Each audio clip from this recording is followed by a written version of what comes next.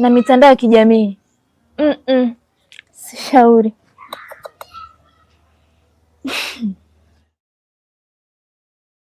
Saba ina thamani zaidi ya teknolojia za zingi.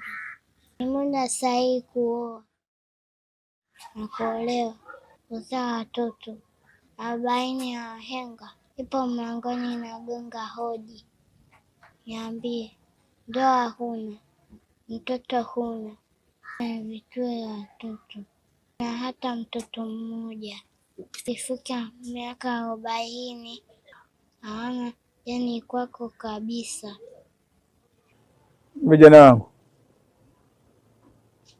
kuna msemo wa Kiswahili unasema, kichwa kisicho busara hasara ya mwenye kuwa nacho. Tambueni kwamba ndoa haina chuo, si kwa mwanamke wala mwanamume. Hiyo chelewa yenu hiyo itakuja kuwasumbua baadaye.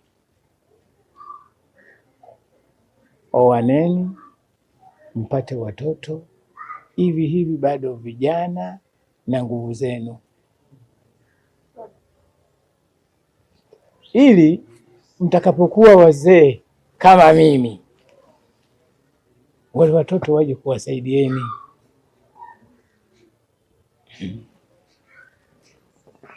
Mmenielewa?